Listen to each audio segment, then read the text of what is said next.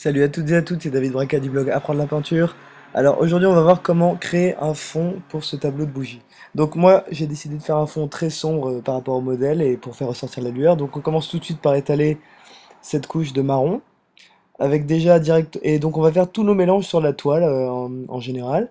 Donc voilà, on étale tout ça et regardez, on va même mettre voilà du jaune, un peu de rouge, encore du jaune, du blanc, qu'on va mélanger au marron déjà présent. Voilà, et donc la difficulté aussi, ça va être de fondre ce fond aux lueurs de bougies qu'on a déjà créées.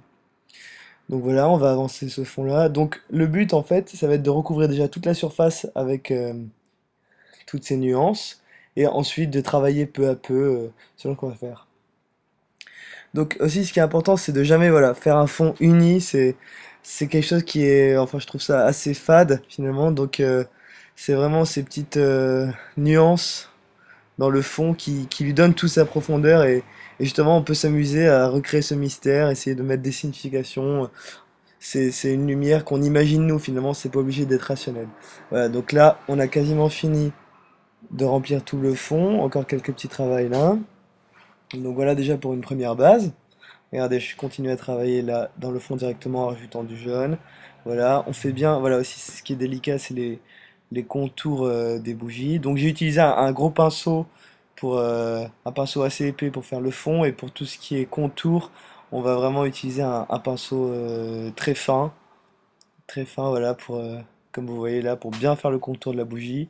On va essayer de pas dépasser, mais au pire si on dépasse, on pourra quand même reprendre la bougie, voilà. Et donc maintenant, ça va être un travail de, voilà, de détails sur les côtés. Donc voilà, pour mieux réussir à faire les contours, je bouge même le sens de ma toile. Voilà, on n'hésite pas, il n'y a pas de sens précis, on fait selon ce qui nous arrange. Voilà, je la retourne même à l'envers. Voilà, aussi la difficulté, c'est de faire attention à ne pas tremper la main, on va dire, dans le fond. Ça m'arrive de temps en temps. Mais bon, rien de grave évidemment, on peut reprendre, voilà. Donc là encore, regardez, en bas de la vidéo, je rajoute du blanc, du jaune que je fonds directement. On fait vraiment tous nos mélanges sur la toile et on fond ça avec le fond déjà présent.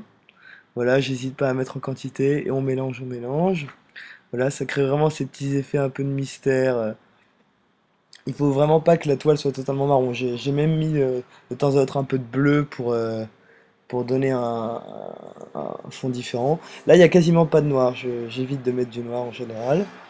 Voilà, on continue avec un peu de blanc, du jaune. Voilà, regardez, ça se fond.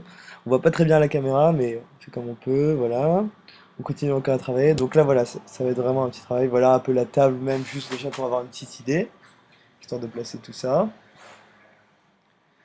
Tac, voilà. Et on a bientôt fini. Donc je vous dis à très bientôt pour une nouvelle vidéo. On finit la lueur. Voilà.